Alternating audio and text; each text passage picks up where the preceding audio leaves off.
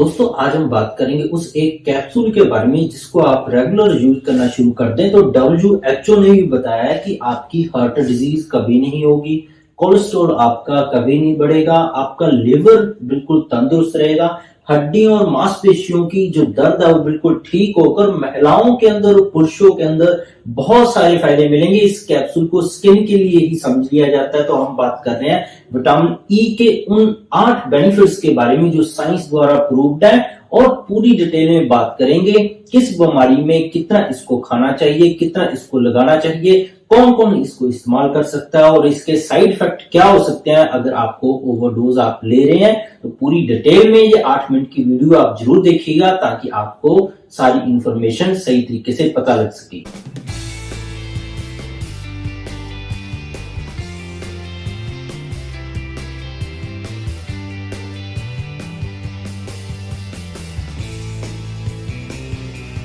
तो vitamin E की सबसे पहले हम जानते हैं कि कमी के लक्षण क्या आते हैं आपके अंदर। तो सबसे पहला जो लक्षण आता है विटामिन ई की डेफिशिएंसी का वो है नर्वस वीकनेस।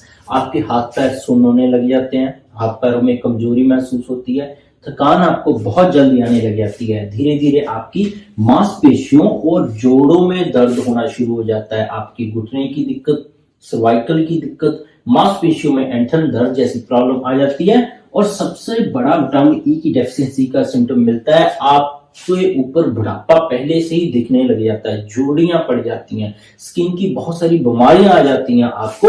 और अनीमिया विटामिन ई की वजह से बहुत ही जल्दी आता है। अगर आपको खून की कमी है तो विटामिन ई की कमी का एक लक्षण हो सकता है। बाल पतले होकर झड़ने लग जाते हैं, पुरुषों और महिलाओं के अंदर बालपन जैसी तकलीफ आ जाती है, आंखों के अंदर कमजोरी होना शुरू हो जाती है, आपकी चश्मा लग जाता है और चलते फिरते सीढ़ियां चढ़ते आपको सांस चढ़ने लग जाता है। तो विटामिन ई की कमी के कुछ लक्षण है। अगर ये आपको लक्षण दिख रहे हैं तो दोस्तों विटामिन ई की आपको कमी हो सकती है।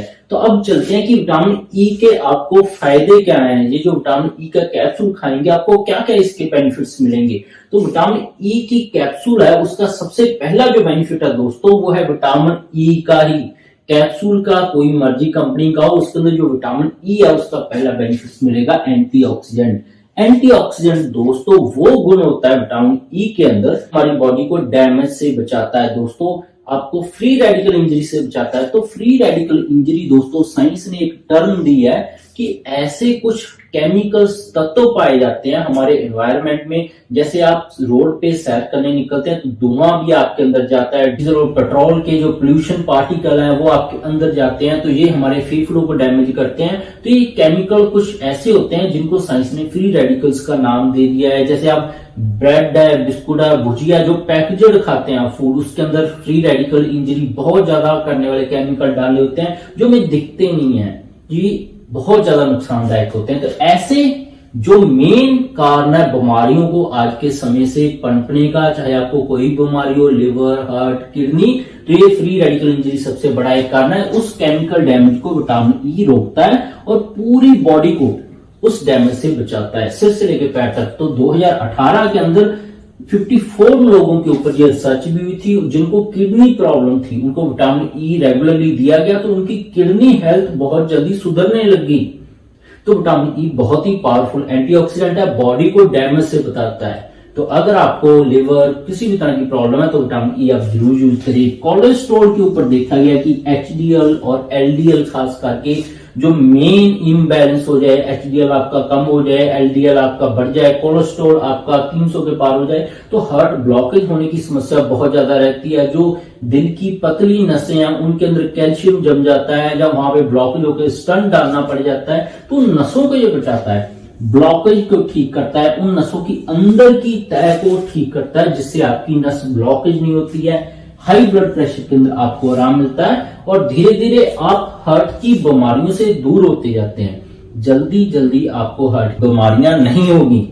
तो ये आपने ध्यान रखना है। इसके अंदर लिवर के अंदर देखा गया है कि काफी सारे लोगों को, कि बहुत सारे लोग ऐसे भी हैं जिन्होंने कभी शराब नहीं ली है, उनको फैटी लिवर है, उनको लिवर की सभी समस्याएं हैं, पेट की गैस है, एसिडिटी है, पेट में जलन है, उनको अस्थमा है, ये भी लिवर से जुड़ी हुई समस्या है। अस्थमा भी, हाइपरटेंशन भी लिवर से जुड़ी हुई है।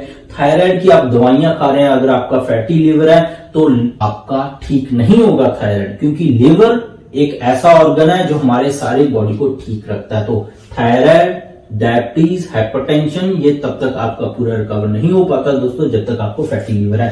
तो ऐसी समस्या को ये ठीक करता है। और जिनका ओटीपीटी, जिनको एएलटी, एएसटी बढ़ा रहता है, आपको बिलिरुबिन आपका बढ़ गया है, जॉन्डिस हो गया है, या लिवर की ऐसे फंक्शन गड़बड़ हो गया, उसको ठीक करता है और लिवर डैमेज को बचाता है। वैसे तो लिवर के अंदर पावर है जो 70% तक अपने आप को दोबारा बना सकता है, डैमेज हो जाए फिर भी विटामिन ई आप लेंगे आपको फायदा मिलेगा। मेंस्ट्रुअल पेन है, माहवारी के दौरान जो महिलाओं को बहुत ज्यादा दर्द होता है, उनकी पूरे पेल्विस रीजन में सूजन हो जाती है, उस रीजन को ये आराम करवाता है। 100 औरतों के ऊपर इसकी रिसर्च हुई थी जिसके अंदर पाया गया था कि ऐसी महिलाओं को जो 40-45 साल की उम्र तक माहवारी आती रहती है, तो हर एक महिला को इस तकलीफ से जूझना पड़ता है। तो विटामिन ई रेगुलरली इस्तेमाल करने से कैप्सूल, उनको इस दिक्कत से आराम मिलेगा, दर्द उनका ठीक रहेगा। स्किन के अंदर सोराइसिस है, जब आपको बुढ़ापा बहुत जल्दी दिखने लग गया है, तो विटामिन ई का कैप्सूल किसी भी क्रीम के अंदर मिक्स करके उस एरिया में लगा लेंगे जहां पे आपको बुढ़ापा ज्यादा दिखने लग गया है, चाहे चेहरे के ऊपर झुर्रियां पड़ गई हैं, तो रात सुबह आप धो लें, रात को लगा लें, तो आपको बहुत ही जल्दी वहां से स्किन डिटॉक्स होकर आपकी झुर्रियां जाने लग जाएंगी। और ब्रेन के अंदर देखा गया है, बच्चों को अगर विटामिन ई रेगुलरली दें बढ़िया तरीके से, तो उनकी ब्रेन डेवलपमेंट अच्छी होगी।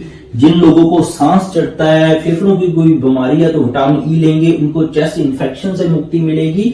और बुढ़ापे में जो जॉइंट पेन की दिक्कतें आती हैं, जब बुढ़ापे से पहले ही, अभी यंग एज है, अभी बच्चे आपके जोड़ में से कटकट की आवाज आती है, इन्फ्लामेशन हो गई है, रूमेटॉइड आर्थराइटिस है, गठिया है, तो ऐसी दिक्कतों के अंदर ये फायदा करता है जॉइंट पेन की। अब चलते हैं कि इसके सोर्सेस क्या है। बहुत सारे लोग कैप्सूल नहीं लेना चाहते हैं, तो कुदरती तौर पर जितने भी बीज हैं या ड्राई फ्रूट्स हैं, उनके अंदर विटामिन ई बहुत बड़ी मात्रा में होता है, आपको कैप्सूल लेने की जरूरत ही नहीं है।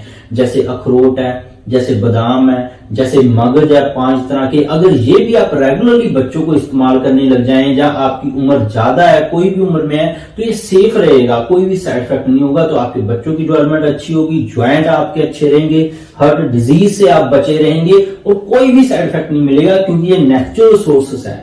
जो बीज और ड्राई फ्रूट है, इसको आप डेली रेगुलरली इस्तेमाल करें, लीवर बढ़िया रहेगा, कोलेस्ट्रॉल, हार्ट ब्लॉकेज जैसी दिक्कतों से आप दूर रहेंगे।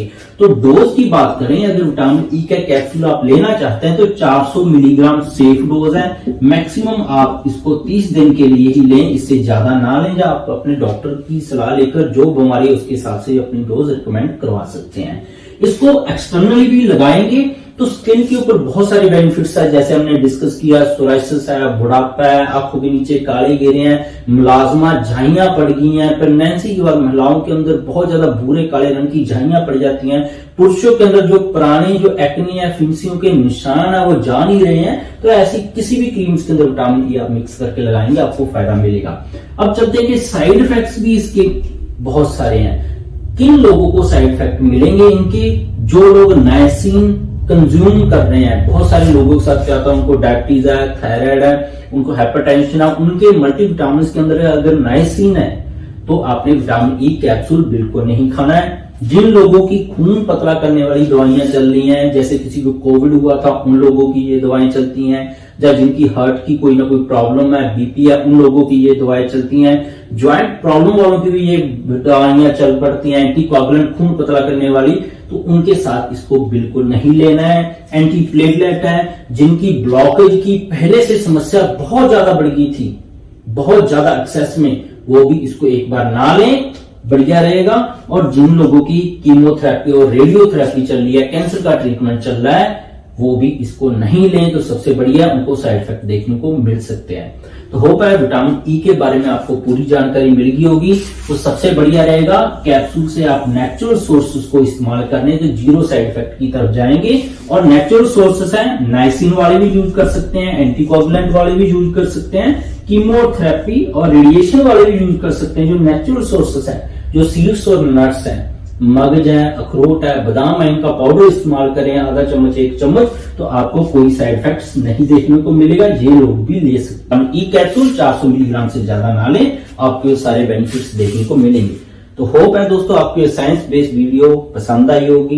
वीडियो को लाइक और शेयर करना मत भूलिएगा। इसके बिना भी मेरे चैनल पर बहुत सारे हेल्थ टॉपिक्स पर वीडियोस हैं। गठिया, allergy, asthma, brain tumour, cancer, heart के किसी के वाल्व खराब है, थायराइड और डायबिटीज का बोल दिया जाता है कि कोई इलाज ही नहीं है, उम्र भर दवा खानी पड़ेगी, कैसे आप उसको परमानेंट होम्योपैथी और आयुर्वेदा से ठीक कर सकते हैं। बहुत सारी और भी वीडियोस हैं जो भी आपके टॉपिक दिमाग में, मेरे चैनल पर जाकर सर्च कर सकते हैं। सब्सक्राइब नहीं किया तो दोस्तों सब्सक्राइब कर लें। मिलते हैं कल फिर नई वीडियो के साथ। बहुत बहुत शुक्रिया आपका।